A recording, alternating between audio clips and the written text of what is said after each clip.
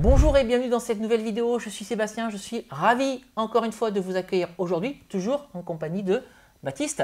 Bonjour à tous. Baptiste, vous l'avez vu dans une vidéo précédente, il fait un stage dans mon entreprise et je suis ravi de l'accueillir. Ah, Baptiste, allez, redis-nous quel est le sujet de ton stage. Alors moi, c'est tout ce qui est dans la digitalisation et qui touche aussi, personnellement, je voulais toucher du domaine de l'immobilier. Donc j'ai trouvé que c'était une très bonne idée de faire un stage avec Sébastien. Donc merci à Sébastien de me prendre Et donc, ce que tu dois faire, Baptiste, c'est me tutoyer dans cette vidéo. Oui. On est d'accord? Allez, on est parti. Donc, Baptiste a fait une série de quelques questions sur l'immobilier parce qu'il se pose des questions sur l'immobilier. Je pense que vous posez les mêmes questions. Donc, on a déjà fait une première série. On a déjà fait une première vidéo avec 10 questions. On a 12 questions pour cette seconde vidéo. Et donc, comme d'habitude, Baptiste, tu vas me les poser. Avant que tu démarres, demande aux gens, s'il te plaît, de s'abonner à cette chaîne YouTube. Oui, n'hésitez pas. Pour avoir des conseils sur l'immobilier. Exactement, n'hésitez pas à mettre un like et à vous abonner, ça fait toujours plaisir et c'est important. Pour le référencement. Voilà, exactement. Et mettez un like aussi pour Baptiste et abonnez-vous aussi pour Baptiste. Voilà, merci. Allez Baptiste, on est parti pour cette deuxième série de questions. Question 1. Alors, sur quelle plateforme publier des annonces? Alors, la plateforme la plus connue pour publier les annonces, ça va être Le Bon Coin. Si vous faites de la location longue durée classique, mettez votre annonce sur Le Bon Coin, c'est parfait. Maintenant, si vous avez d'autres envies de location, si vous voulez faire de la location courte durée par exemple, il va falloir se mettre sur Airbnb, sur Booking, sur Abritel, sur TripAdvisor, sur Expedia, etc., pour avoir un maximum de visibilité. Et je compare souvent la location courte durée à de l'entrepreneuriat, à l'immobilier en général aussi, mais peut-être davantage la location courte durée. Et je prends souvent le cas de Danone. Il y a beaucoup de personnes qui se mettent que sur Airbnb. C'est un petit peu comme si Danone disait moi, mes yaourts, je vais les vendre que chez Intermarché. C'est une erreur. Un simple fournisseur. Exactement. Danone doit vendre ses produits chez Intermarché, chez Leclerc, chez Lidl, chez Auchan, chez Carrefour, etc. Donc, ton bien immobilier, en courte durée, tu dois le mettre sur Airbnb, Booking, TripAdvisor, Expedia, etc., etc. Donc, voilà les plateformes pour la location courte durée. Et si vous souhaitez faire de la colocation, puisque je fais aussi de la colocation, Le Bon Coin, évidemment, toujours, mais vous avez aussi la carte des colocs, vous avez Imogen, vous avez aussi Studapart. Voilà des sites qui sont spécialistes du logement étudiant et de la colocation. Voilà les différentes plateformes sur lesquelles vous pouvez mettre vos biens immobiliers. D'accord, très bien. Alors on va passer à la deuxième question. Comment augmenter ses revenus grâce à l'immobilier? C'est une question que je me posais et je pense qu'elle est très importante aujourd'hui. Parce que quand vous faites de l'immobilier, vous devez toujours au minimum arriver à l'autofinancement. C'est ce que je t'ai expliqué hier. Le loyer doit couvrir toutes les charges et pas uniquement le crédit. Et il y a même des gens qui investissent malheureusement pas de la bonne manière où on a le loyer qui ne couvre même pas le crédit. Par exemple, ils ont un loyer de 500 €, ils ont un crédit de 600 €, donc ils perdent déjà 100 € par mois. Et en plus dessus, tu rajoutes les charges de copropriété, la taxe foncière, les assurances. Donc bref, c'est le gouffre. Surtout pas. Surtout pas. Le loyer doit couvrir toutes les charges avant tout en location longue durée. Donc c'est comme ça qu'on arrive à avoir un cash flow de quelques dizaines d'euros. Maintenant, pour répondre à ta question et pour doper la rentabilité et avoir des revenus complémentaires, là il y a les stratégies de location à haut rendement, comme la location courte durée, donc tout ce qui est Airbnb, Booking, Abritel, etc. et la colocation. Pourquoi? Et c'est ce qu'on appelle de la multilocation, parce que quand tu fais de la location longue durée, tu as un seul locataire dans ton bien immobilier, dans ton appartement. Maintenant, si tu l'exploites en Airbnb, en location courte durée, là tu vas avoir 5, 6, 7, 8, 10 locataires par mois. Et dans le cadre d'une colocation, tu es bien placé pour le savoir, tu as 3 ou 4 personnes dans le même appartement. Donc c'est pour ça qu'on parle de multilocation. Moi je dis plutôt stratégie de location au rendement. Du coup, ça divise le risque de perdre. Et ça divise le risque, exactement. Parce qu'en location courte durée, il n'y a pas de loyer impayé. Le locataire paie d'abord son séjour et ensuite rentre dans le logement. Et dans le cadre d'une colocation, plutôt que d'avoir un seul loyer à une seule famille, par exemple, j'ai 3 loyers si c'est une colocation de 3 ou 4 loyers si c'est une colocation de 4. La probabilité pour que les 3 chambres soient vides en même temps ou que j'ai 3 locataires qui ne paient pas le loyer, elle est quasiment nulle. Donc c'est pour ça, je suis d'accord avec toi, qu'on divise le risque. Et voilà pourquoi j'adore tout ce qui est location courte durée et colocation. D'accord, très bien. Alors, quel est le meilleur moment pour vendre son bien? Alors, il n'y a pas vraiment de bon moment pour vendre son bien. Le meilleur moment pour vendre son bien, je vais te dire, c'est quand tu as besoin d'argent. Oui. Alors, malgré tout, quand tu achètes un bien immobilier en nom propre, l'imposition sera plus faible, l'imposition sur la plus-value, en fonction de la durée de détention du bien. Plus tu vas avoir ton bien immobilier depuis longtemps, plus faible sera l'imposition. Et au bout de 30 ans, tu n'es plus imposé sur la vente de ton bien immobilier. Je parle de résidence locative ou de résidence secondaire. Parce qu'en résidence principale, tu n'es pas imposé sur la plus-value. Généralement, les gens ils revendent leur résidence principale quand ils déménagent ou quand ils ont besoin de retrouver de la trésorerie. Et donc là, pas d'imposition. Sur de l'investissement locatif ou de la résidence secondaire, là, c'est différent. Tu le revends quand tu as besoin de récupérer de l'argent. Oui. Attention à la durée de détention du bien. Donc, comme je te l'ai dit, tu es totalement exonéré au bout de 30 ans.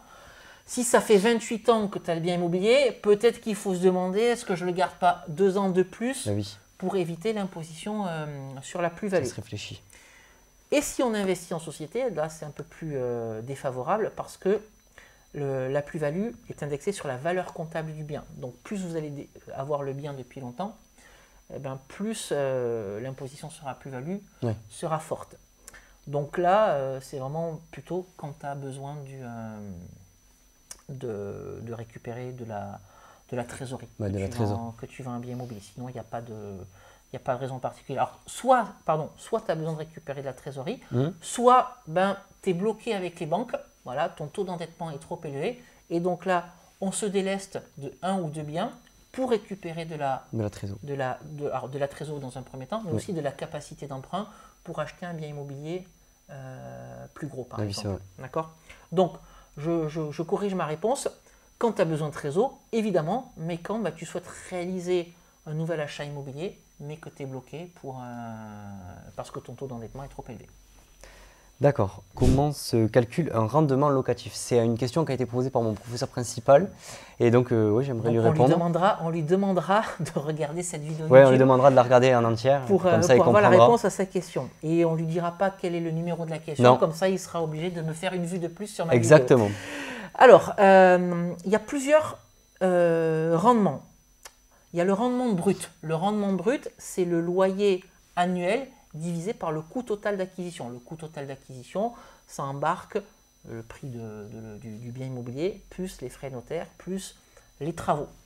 Exemple, si tu loues un bien immobilier 500 € par mois, donc ça fait 6 000 € à l'année, et que tout compris appartement, travaux, notaire, tu as acheté ça 100 000 €, 6 000 divisé par 100 000, ça te fait un rendement brut de 6%. Généralement, pour savoir vite fait comment font les investisseurs, pour savoir s'ils sont sur une bonne affaire immobilière, il faut que ce rendement brut soit supérieur à 10%. D'accord. Quand tu es supérieur à 10%, voilà, tu peux poser ensuite les chiffres plus précisément, mais tu sais déjà que tu es sur un truc plutôt sympa. D'accord. Maintenant, ça c'est le rendement brut. Ensuite, il y a le rendement net. C'est la même chose, sauf qu'au numérateur, on va rajouter les charges liées à ton bien immobilier, comme la taxe foncière, les charges de copropriété et les assurances. C'est ce qu'on appelle le rendement net. Et ensuite, il y a le rendement net, où au numérateur, on va ensuite venir mettre tout ce qui est imposition. Mais rappelle-toi ce que je t'ai dit hier et ce matin. D'ailleurs, ça fera l'objet d'une autre question, je pense. Il est possible, en immobilier, d'éviter l'imposition, en tout cas pendant plusieurs années. Mais je ne vais pas spoiler, c'est une autre question. En tout cas, voilà, il y a 3 rendements, le rendement brut, le rendement net et le rendement net.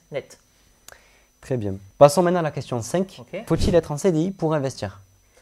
Alors, être en CDI pour investir, ça rassure les banques. Voilà, monsieur a une situation stable ou madame a une situation stable, c'est bien. Maintenant, ce n'est pas une fin en soi. Moi, je ne suis plus en CDI, je suis à mon compte, j'arrive à décrocher des crédits immobiliers. J'ai certains clients qui sont en intérim ou en CDD qui arrivent à décrocher du crédit immobilier. Je vais même te raconter une petite anecdote. Il y a 8 ans de ça maintenant, j'étais au chômage, je venais de quitter mon emploi d'ingénieur informatique. Eh bien, j'ai malgré tout pu acheter un appartement. Alors, là, j'avais déjà une relation bien établie avec la banque, il y avait déjà des revenus locatifs qui tombaient, et tu te doutes bien que je n'ai pas été la voir en lui demandant de financer un projet à 500 000 € ou 1 million d'euros. Je suis juste allé la voir, j'avais besoin de 70 000 €. D'accord. 70 000 €, tout compris, l'appart, les travaux et les frais de notaire. Eh bien, la banque a financé alors que j'étais inscrit à Pôle emploi. Donc, c'est quelque chose qui est possible. Est-ce que ça se reproduira aujourd'hui? J'en sais rien. J'en sais On rien. sait pas. Sauf que à ce moment-là, ça a été possible. Donc, pour répondre à ta question, en CDI, bien sûr, mais les gens qui sont à leur compte peuvent aussi investir dans l'immobilier, en CDD, en intérim, ça fonctionne aussi. Si vous êtes à Pôle emploi, je ne vais pas vous mentir, ça va être beaucoup plus compliqué. Rien n'est impossible et donc pas besoin d'être obligatoirement en CDI pour être finançable par une banque. D'accord, très bien, merci. Nous allons passer à la 6e question. À quel âge doit-on investir? Alors, j'ai envie de te dire, Baptiste, le plus tôt possible. Ouais. Le plus tôt possible. Dès qu'en tout cas on a des revenus stables, qu'on a passé sa période d'essai, on a son premier job, Ouais. foncez. Ou le premier CDI. Ou c'est le premier job pour moi. Oui, voilà, Oui. le premier job en CDI. Donc tu finis tes études et dès que tu peux, lance-toi dans un projet immobilier. Pourquoi? Généralement, les gens quand ils font des études supérieures, ils vont terminer à 23, 24 ans. Si vous vous arrêtez un petit peu plus tôt, vous allez rentrer dans la vie active encore plus tôt. Faites-le dès que possible. Si vous rentrez dans la vie active à 21 ans, vous prenez un crédit sur 20 ans. À 41 ans, vous êtes encore jeune, vous avez déjà un bien immobilier intégralement remboursé. Si vous démarrez un petit peu plus tard parce que vous avez fait un bac plus 5, à 43, 44 ans, vous aurez un bien immobilier déjà financé. Faites-le le plus tôt possible. Maintenant, j'ai des clients qui se sont découverts une âme d'entrepreneur et d'investisseur assez tardivement. Je pense à Gérard, je pense à Brigitte. Gérard qui a démarré à 50 ans passés, Brigitte à 57 ans. Donc voilà, c'est possible. Il n'y a pas d'âge maintenant. Quand tu as 75 ans, ça va être compliqué parce que la banque ne financera pas sur 20 ans quand tu as 75 ans. Mais Brigitte et Gérard que je t'ai cités, à plus de 50 ans ou Brigitte à 57-58 ans, ont pu obtenir du crédit sur 20 ans. Donc c'est possible. C'est possible au-delà de 60 ans, voilà, on va dire jusqu'à 60-62 ans d'avoir du crédit sur 20 ans. Maintenant, démarrer le plus tôt possible. Parce que celui qui a démarré à 21 ans par rapport à Brigitte, qui a démarré à 58 ans, il a pris 37 ans d'avance sur Brigitte, quoi. Ouais. Et c'est pas rien. Non. Et c'est pas rien. En immobilier, c'est pas rien. Voilà. Donc le plus tôt possible. Démarrer le plus tôt possible. Mais si vous êtes avancé en âge, voilà, ça reste aussi possible. D'accord. Donc, quelles sont les meilleures banques pour investir? Il n'y a pas de meilleure banque pour investir. Et c'est une question qu'on me pose souvent.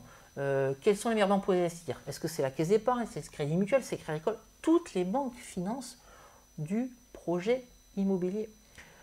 Je vais te donner un exemple. Il y a quelques années, je cherchais un financement, j'ai été consulter le LCL, il ne m'a pas financé. J'ai des clients qui se font financer par le LCL. Okay. Donc ce n'est pas parce que le LCL ne m'a pas financé qu'il faut dire que le LCL ne finance pas. Encore une fois, certains de mes clients se font financer par le LCL. Ce n'est pas tant une histoire de banque, c'est une histoire d'homme. Il faut que la personne que tu as en face de toi à la banque quand tu vas défendre ton projet immobilier croit en toi. Il faut que tu lui expliques correctement ce que tu veux faire avec l'immobilier et pourquoi tu veux faire ce projet.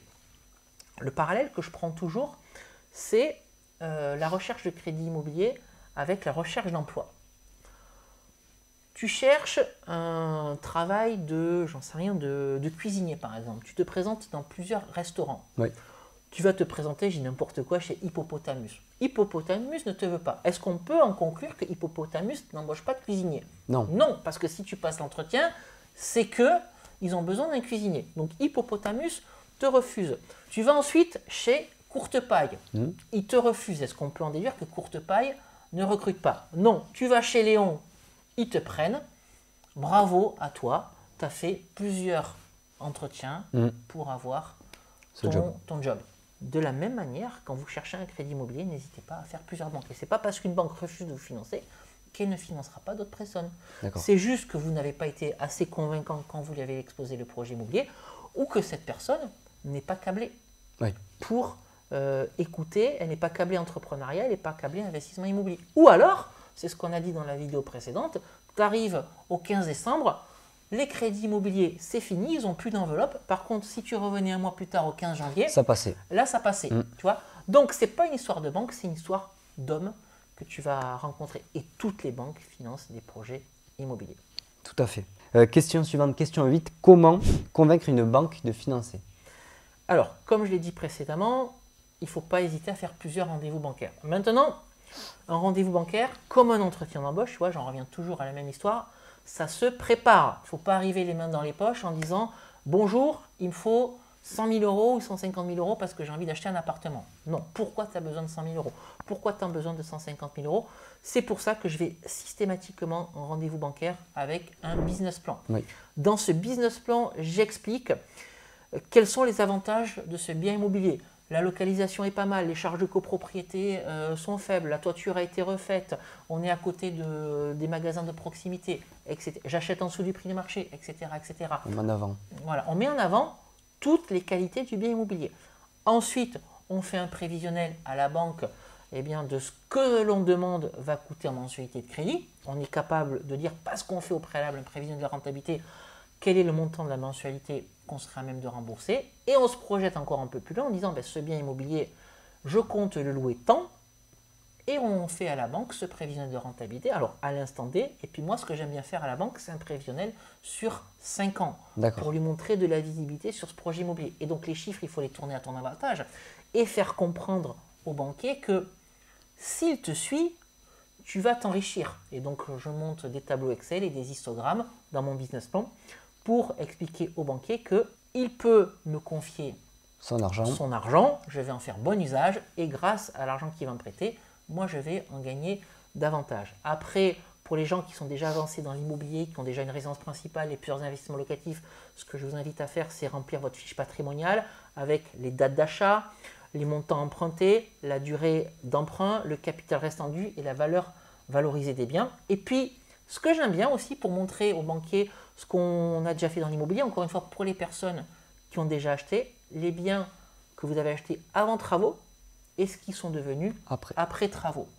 Et enfin, le banquier a besoin d'analyser votre dossier, donc il va vous demander les fiches de paie, les avis d'imposition, les justificatifs d'épargne, les baux déjà en place si vous avez déjà de l'immobilier, les tableaux d'amortissement si vous avez déjà de l'immobilier, les 3 derniers relevés de compte, etc. Donc, j'aime arriver, si tu veux, à la banque avec un dossier parfait. Mon business plan et toutes les pièces pour que le banquier puisse analyser ma situation et qu'il n'ait aucune question à se poser. Voilà. Quand tu vas à la banque, défendre un projet, c'est comme quand tu vas faire un entretien d'embauche, il faut que tu sois professionnel et que tu puisses justifier au centime d'euro près ton investissement. La somme que tu vas demander à ton banquier. Exactement. Voilà, donc pour répondre à ta question, on prépare le rendez-vous, on monte un business plan et on arrive avec tous les pièces justificatives. Très bien, merci. Passons à la question 9. Faut-il investir quand les taux sont élevés?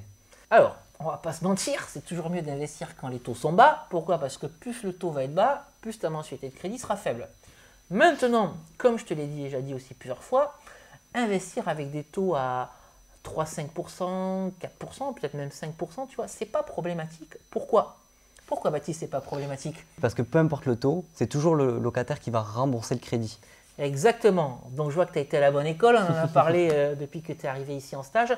Effectivement, c'est toujours mieux, j'insiste, d'avoir un taux de crédit bas, mais même si on est à 4 ou 4% et demi, c'est le locataire qui va rembourser le crédit immobilier. Donc ça n'a aucune importance. Moi personnellement, quand je vais défendre un projet en banque et qu'on me propose un taux, je ne le négocie pas. Oui. Je ne négocie jamais le taux parce que je suis déjà content qu'on m'accorde un crédit immobilier et je suis gagnant parce que je décroche un financement et d'un autre côté, tu vois, il faut que la banque aussi, elle gagne un peu d'argent. Ça ne peut pas être moi je gagne tout et la banque elle gagne rien. La banque c'est un partenaire, c'est un deal gagnant-gagnant. Et pour juste un petit peu compléter cette réponse, tu vois, je négocie pas le taux et je prends systématiquement l'assurance du prêt et l'assurance du logement auprès de la banque. D'accord. Voilà, comme ça, c'est du donnant, en donnant. Voilà. Très bien. On passe à la 10e question maintenant. Allons-y. Faut-il investir en nom propre ou en société? C'est une question qu'on m'a quand même posée pas mal de fois. Et voilà. Eh bien, je te rassure, on me l'a posé aussi pas mal de fois.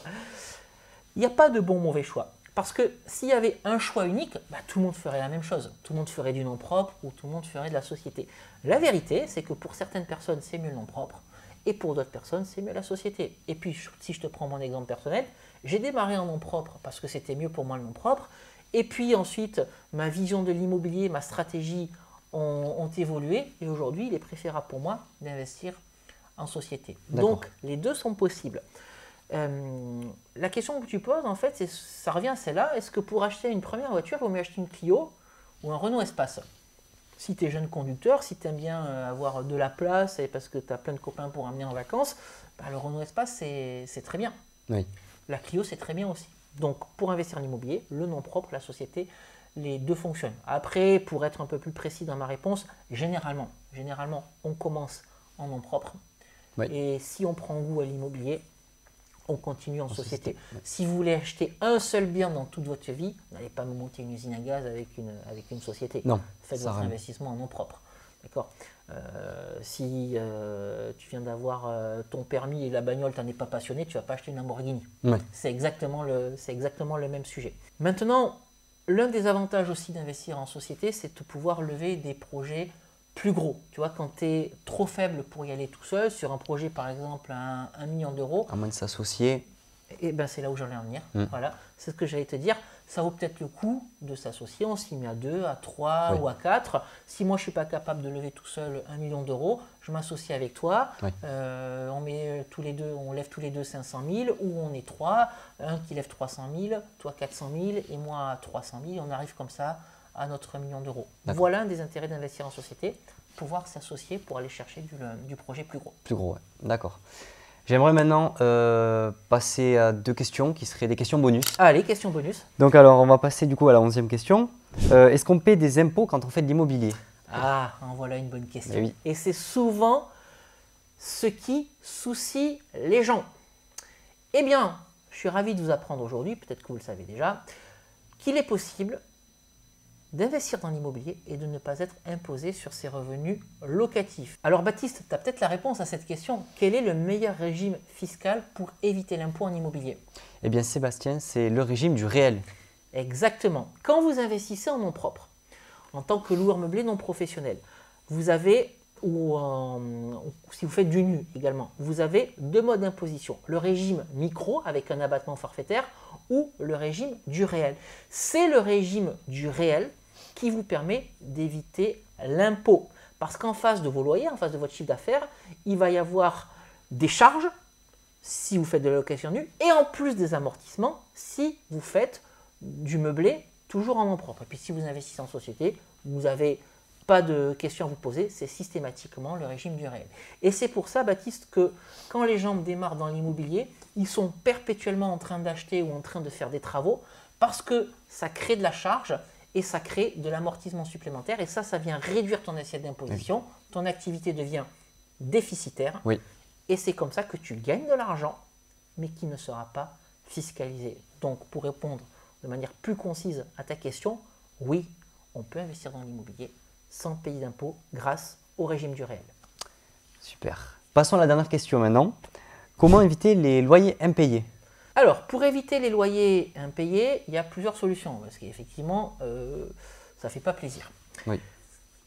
Première solution, tu peux faire de la location courte durée, 0 risque de loyer impayé. Maintenant, sur tous les autres modes d'exploitation, quand tu fais de la location longue durée avec des locataires à l'année, là, eh bien, tu as plusieurs solutions. Tu peux prendre des garants. Voilà, généralement, quand on est face à des étudiants, c'est les parents qui se portent garant pour les enfants. Donc, si les enfants sont en défaut de paiement, les parents paient le loyer. Tu peux prendre aussi des assurances loyer impayées, ce qu'on appelle les GLI. Dans ce cas-là, tu ne peux pas cumuler avec le garant. C'est soit le garant, soit l'assurance loyer impayée, sauf dans le cas des étudiants où on peut cumuler les deux. Mais attention, les assurances loyer impayées vont analyser aussi les pièces du dossier. Et elles seront à même de dire, eh bien, moi, tel profil, je l'assure, ou tel profil, je ne l'assure pas. Forcément, ça va dépendre, toujours pareil, des fiches de paie, des avis d'imposition, parce que l'assurance loyer impayée, elle fera exactement le même tri qu'un propriétaire qui voudrait avoir un garant. D'accord ? Donc, toutes les assurances, les assurances n'assureront pas tous les profils et toutes les personnes. Attention, si vous passez par une assurance loyer impayé, il peut y avoir une période de carence, c'est-à-dire que je me mets en route qu'à partir du 2e ou du 3e mois de loyer impayé. D'accord. Faites très très attention à ça. Et sinon, tu as d'autres systèmes qui existent. La garantie visale de l'État pour les gens qui n'ont pas de garant, par exemple, tu peux prendre la garantie visale de l'État, c'est gratuit, le locataire dépose un dossier, il fournit ses pièces et l'État produit un document qui dit moi, pour tel profil, j'assure à hauteur de 500 €, 600 €, 700 € en fonction des ressources de la personne qui dépose un dossier Visale. Et pour les personnes qui ne peuvent pas prétendre à Visale, il y a des organismes de cautionnement privés. Donc ça, c'est financé par le locataire. Un organisme qui met en tête, c'est par exemple GarantMe. Le locataire paie GarantMe, qui bien sûr lui aussi va analyser les pièces du locataire. Et toi, tu peux tranquillement rédiger ton contrat de bail parce que c'est GarantMe, dans mon exemple, qui se portera garant pour le locataire, mais GarantMe est financé par le locataire. Donc pour résumer, les garants, ça peut être des personnes physiques, les assurances loyers impayés, la garantie visale de l'État et les organismes de cautionnement privés style GarantMe. Voilà comment est-ce qu'on se blinde pour éviter les loyers impayés. Mais bien entendu, il n'y a pas uniquement les documents, fiches de paie, avis d'imposition qui comptent. Il y a aussi le feeling que vous allez avoir avec la personne qui vient visiter votre bien immobilier qui est important et que vous devez mettre dans la balance parce que la communication est importante. Si les revenus et les avis d'imposition sont géniaux, on a quelqu'un qui a beaucoup de revenus, mais alors que c'est la croix et la bannière dès qu'il faut l'appeler ou si vous avez besoin de visiter votre bien immobilier, c'est mort. Donc le feeling a aussi toute son importance. C'est bon pour toi, Baptiste? C'est bon pour moi. Et bien voilà pour cette seconde série de questions. J'espère que cette vidéo vous a plu. Si c'est le cas, abonnez-vous à la chaîne YouTube et mettez un gros like pour soutenir Baptiste dans son stage avec moi. Si vous souhaitez en savoir plus sur l'immobilier, n'hésitez pas à me suivre également sur les réseaux sociaux YouTube, Instagram, Facebook. Je partage avec vous mon quotidien d'entrepreneur et d'investisseur. Je vous emmène parfois même en visite lorsque je suis en phase de recherche active et je vous fais même visiter des chantiers qui sont en cours de réalisation. Voilà les amis, on va donc se quitter ici pour aujourd'hui. Et puis comme d'habitude, on se retrouve prochainement pour une nouvelle vidéo. Je vous dis à très bientôt. Ciao. Ciao.